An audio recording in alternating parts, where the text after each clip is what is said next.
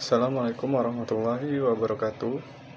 Perkenalkan, nama saya Arif Surya Dharma dari Prodi Biologi angkatan 2024 dengan NIM F1C424023. Nah, di sini saya akan membuat video untuk memenuhi tugas ujian tengah semester dari mata kuliah Fisika Dasar.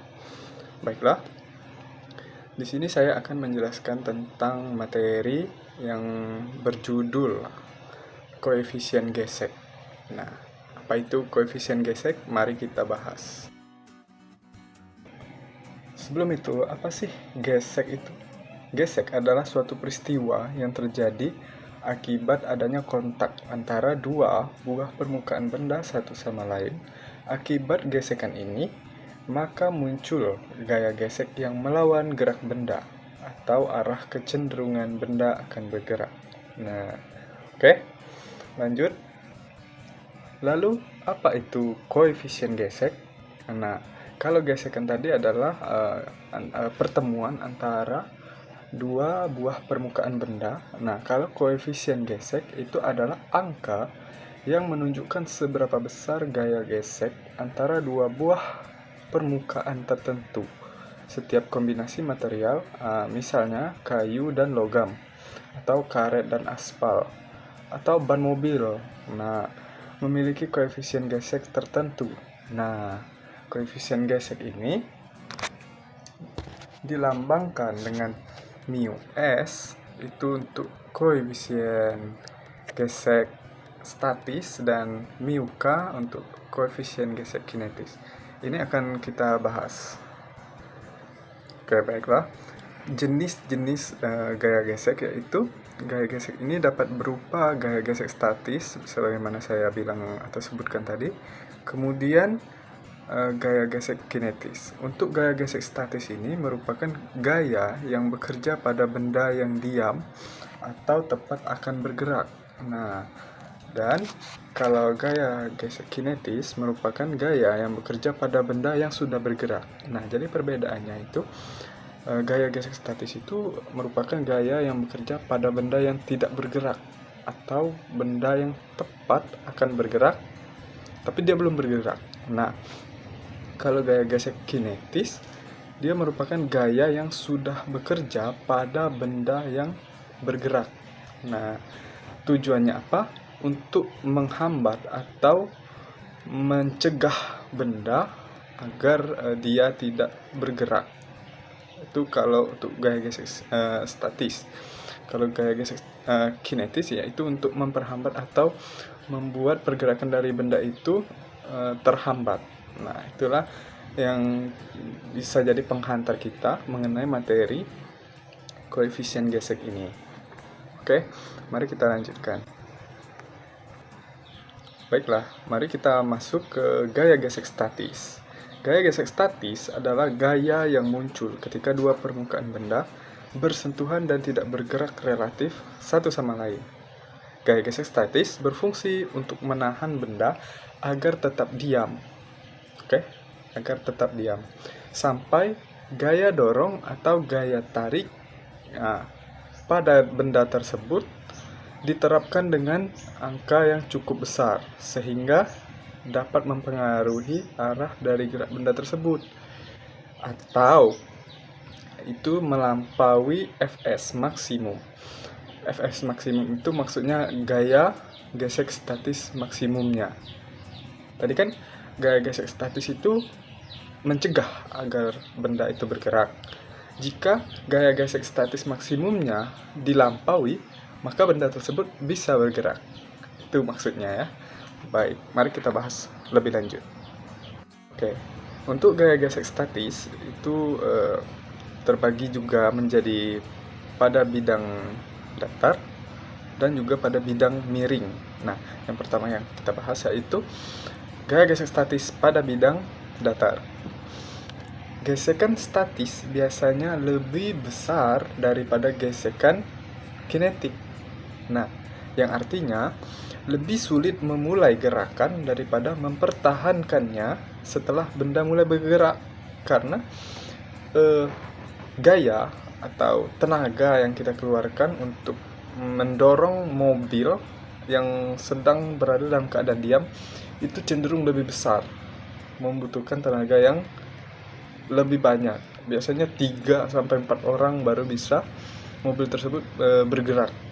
Jika sudah bergerak 2 orang atau 1 orang yang mendorong dari belakang, mungkin mobil itu tetap bisa bergerak. Nah, itu ya. Besar gaya gesek ini sangat dipengaruhi oleh besarnya gaya normal. Gaya gesek meningkat seiring meningkatnya gaya normal. Nah, misalnya, semakin berat suatu benda, maka semakin besar gaya normalnya, sehingga gaya gesek juga menjadi lebih besar. Ini bisa kita lihat pada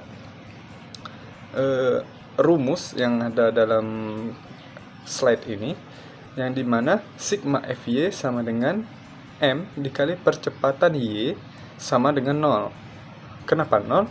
Karena benda tersebut dalam keadaan diam. Ini kita proyeksikan dengan sumbu Y. Sumbu Y itu yang tegak lurus dari atas ke bawah.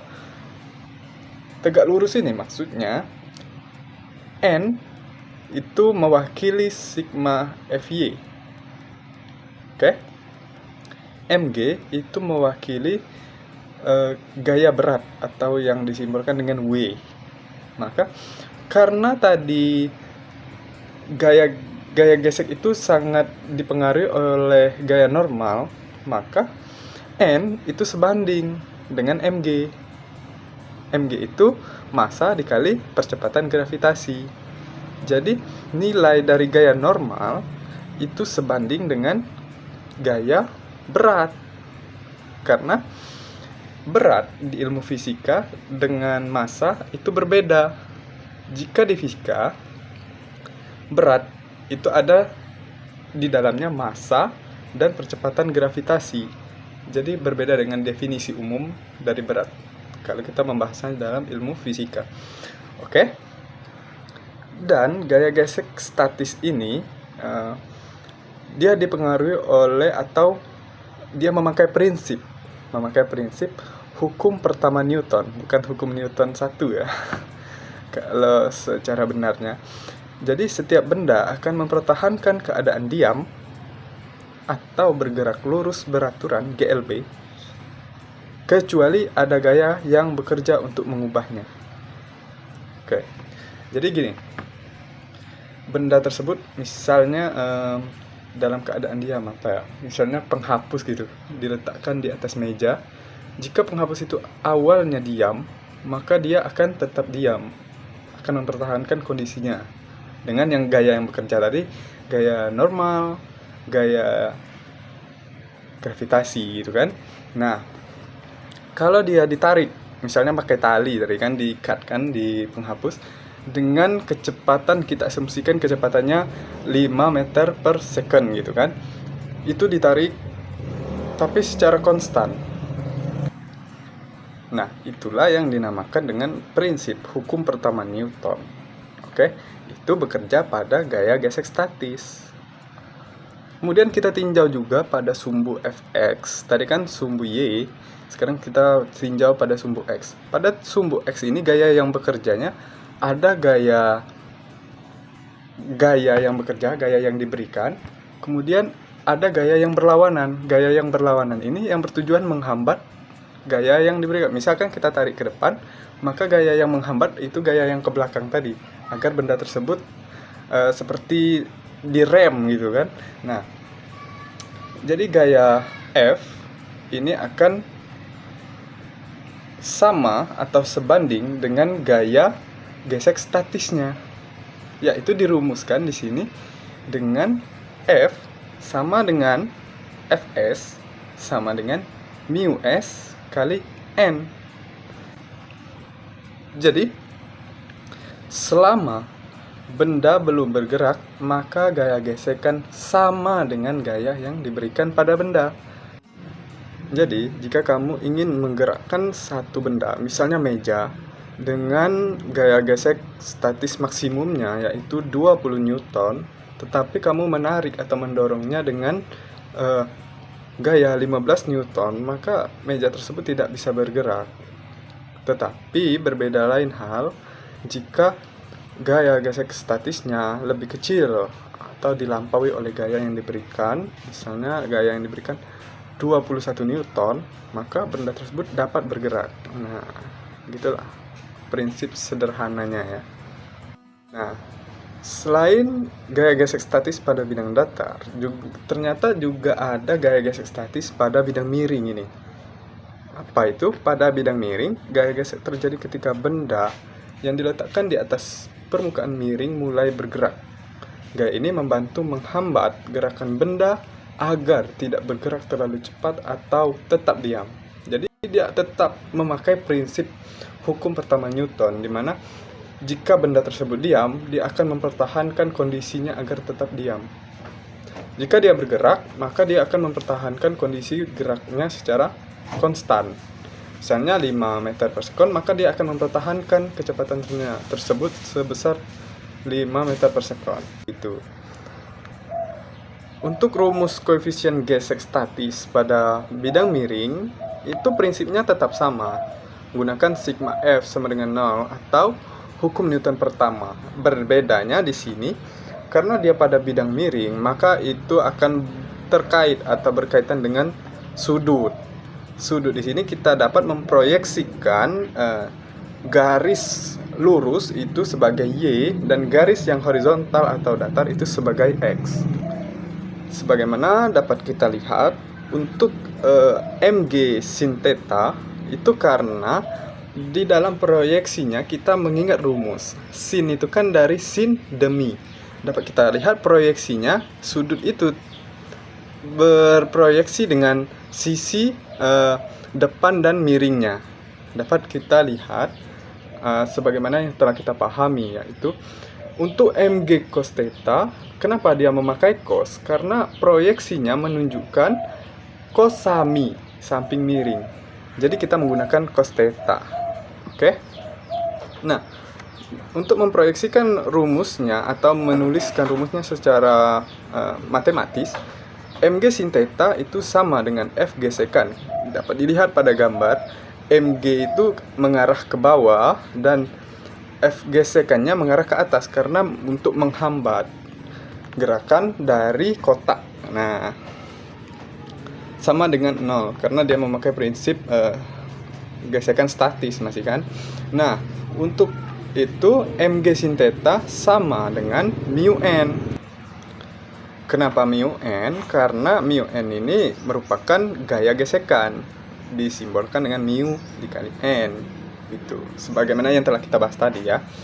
Mg sin theta itu sama dengan mu s dikali mg cos theta, di mana dapat kita coret atau hilangkan saja mg-nya, yang tersisalah sin theta sama dengan mu s dikali cos theta. Nah, pindah ruas menjadi mu s sama dengan sin theta per cos theta. Sin theta per cos theta berdasarkan hukumnya itu sama dengan tan theta. Jadi hasil dari koefisien gesek statis pada bidang miring itu akan menghasilkan dalam bentuk tan theta, baik itu tan 30, tan 45 atau dan sebagainya. Itu nanti bisa kita cari. Oke, selanjutnya yaitu gaya gesek kinetis. Untuk gaya gesek kinetis adalah gaya yang muncul ketika dua permukaan benda bergerak relatif satu sama lain. Artinya bendanya sudah bergerak dalam keadaan bergerak. Kalau statis tadi dalam keadaan diam menuju bergerak. Kalau ini bendanya sudah bergerak. Ini contohnya orang bersepeda, mobil balap drifting. Nah, gaya ini berfungsi untuk menghambat gerakan benda dan arahnya selalu berlawanan dengan arah gerak benda tersebut. Oke. Nah, gaya gesek kinetis ini juga terbagi menjadi pada bidang datar. Contoh atau buka penjelasannya, gaya gesek kinetis biasanya lebih kecil dari gaya gesek statis. Kenapa? Karena ketika objek sudah mulai bergerak, ikatan mikroskopis antara permukaan objek dan bidang cenderung lebih mudah terlepas. Jadi, untuk rumusnya ini masih menggunakan konsep hampir sama dengan hukum Newton pertama, tetapi berbeda pada sumbu X. Karena sumbu X-nya ini menggunakan hukum kedua Newton, di mana F dikurang FK sama dengan M dikali percepatan pada sumbu X. Kalau tadi kan benda diam, maka dia sama dengan 0. Kali ini bendanya bergerak, jadi M dikali A percepatan X. Nah, dipakailah rumus F dikurang mu K dikali N sama dengan M dikali A percepatan M dikali percepatan A pada sumbu X. Oke.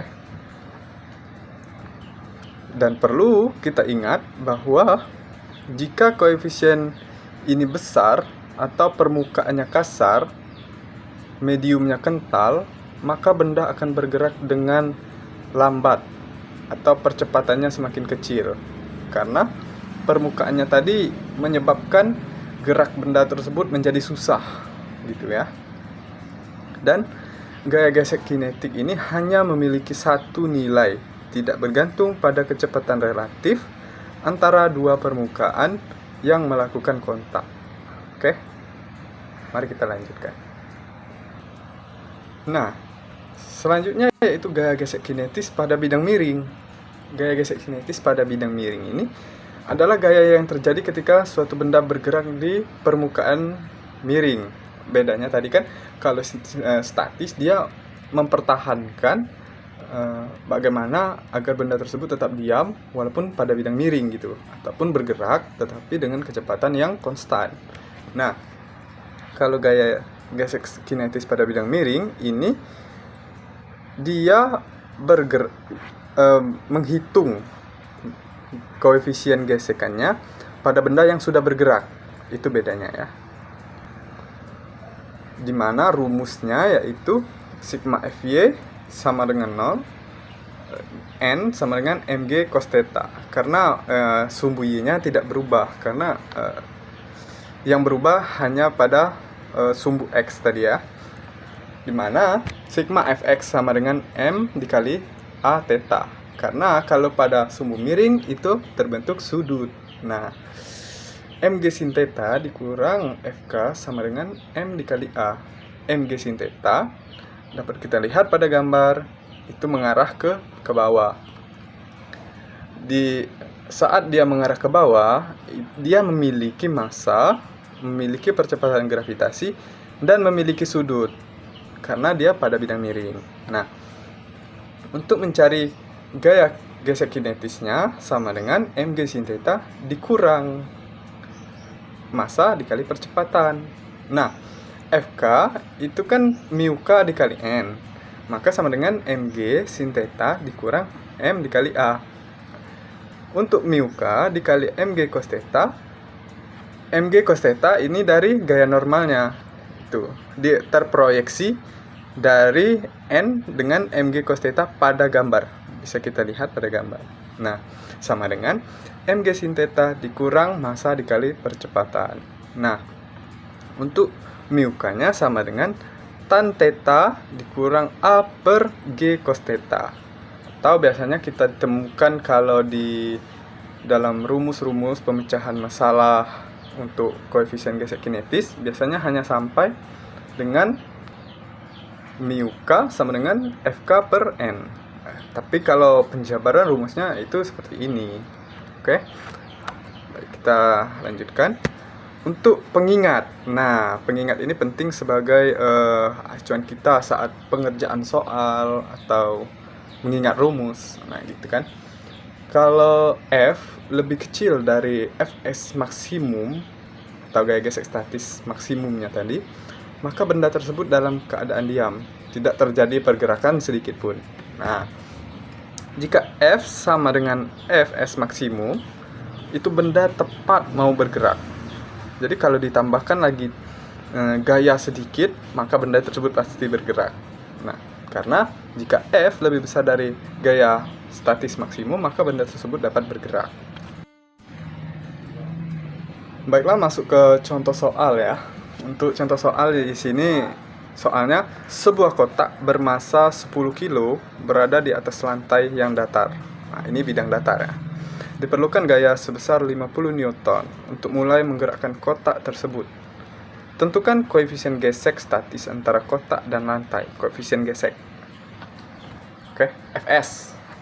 Oke. Jadi diketahui di sini massa 10 kilo. F 50 Newton. Ditanya mu S. Dapat kita masukkan langsung ke rumus di mana N sama dengan M dikali G. Masukkan saja angka 10 kilo dikali 9,8 mu meter per second kuadrat. Nah, itu maka sama dengan 98 Newton. Atau bisa juga percepatan gravitasinya kita bulatkan menjadi 10 meter per second kuadrat. Jadi 10 dikali 10 sama dengan 100 Newton, boleh juga. Dengan demikian, mu S, maka kita ubah lagi rumusnya tadi. Mu S sama dengan Fs per N. Sama dengan 50 dibagi 98, didapatkan dari N sama dengan M dikali G tadi. Sama dengan 0,51 koefisien geseknya pada bidang datar, koefisien gesek statis. Untuk contoh nomor 2, yaitu sebuah benda bermassa 8 kilo didorong pada permukaan datar sehingga bergerak dengan gaya konstan sebesar 30 Newton. Nah, di sini bendanya sudah bergerak. Kalau bendanya sudah bergerak, berarti ini merupakan gaya gesek kinetis. Jika benda bergerak dengan kecepatan tetap, tentukan koefisien gesek kinetis antara benda dan permukaan. Oke, diketahui kan 8 kilogram massanya. Gayanya 30 Newton. Ditanya mu K atau gesekan kinetis, koefisien gesek kinetisnya ya. Sama seperti tadi, karena N sama dengan massa dikali percepatan gravitasi, masukkan saja angkanya 8 dikali 9,8 atau 10 meter per second kuadrat sama dengan 78,4 Newton. Maka mu K-nya sama dengan 30 dibagi 78,4. Didapatkanlah 0,38 koefisien gesek kinetisnya. Lanjut. Ini sebuah benda bermassa 5 kilo berada di atas bidang miring yang memiliki sudut kemiringan 30 derajat. Jika benda mulai bergerak ketika sudut mencapai 30 derajat, tentukan koefisien gesek statis antara benda dan bidang miring. Ini gaya gesek statis pada bidang miring karena dia mempertahankan agar tidak bergerak gitu. Nah, atau benda tersebut mulai bergerak. Karena lama-kelamaan kalau pada bidang miring kan koefisien gesek statis maksimumnya akan terlampaui juga gitu. Tergantung jenis bendanya dan permukaan dari bidang tersebut. Oke. Karena rumusnya tadi mu S dikali M dikali G dikali cos theta dengan sudut 30 derajat, kita memiliki mu S sama dengan tan theta sama dengan tan 30 derajat. Dari mana? Yang dimana pada kasus ini koefisien gesek statisnya bergantung pada sudut atau kemiringan dari bidang. Di sini sudutnya yaitu 30 derajat. Sesuai dengan hukumnya tadi, mu S sama dengan sin theta per cos theta menghasilkan tangen theta. Maka hasil akhirnya sama dengan tan 30 derajat. Nah, nilai dari tan 30 derajat sama dengan 0,577. Itulah koefisien gesek statis pada bidang miring pada soal dan kasus seperti ini.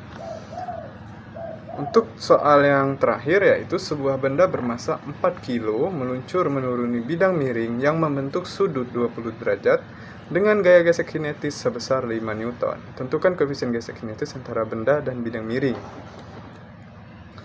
Oke, diketahui massanya 4 kilo, sudut kemiringannya 20 derajat. Koefisien gesek kinetisnya 5 Newton. Ditanya mu K. FK tadi gaya kinetisnya 5 Newton. Yang ditanyanya koefisien gesek kinetis. Nah, pada kasus ini dapat kita ketahui bahwa N sama dengan M dikali G cos theta. Dengan sudut 20 derajat, gaya normalnya adalah N sama dengan 4 kilo dikali 9,8 atau 10 meter per sekon kuadrat dikali cos 20 derajat, menghasilkan 36,8 Newton. Untuk mencari koefisien gesek kinetisnya, maka sama dengan Fk dibagi N. Fk yaitu gaya gesek kinetis dibagi gaya normal, sama dengan 5 dibagi 36,8, yaitu 0,14 untuk gaya koefisien gesek kinetis pada bidang miringnya. Baiklah, sekian penjelasan saya mengenai materi koefisien gesek statis dan koefisien gesek kinetis. Sebenarnya materi ini cukup simple, tetapi jika kita tidak memahami konsep dasar dan tidak dibarengi dengan latihan-latihan soal, maka kita juga tidak akan mengerti. Maka dari itu kita harus rajin mengerjakan latihan-latihan soal. Sekian, saya ucapkan terima kasih atas perhatiannya. Wassalamualaikum warahmatullahi wabarakatuh.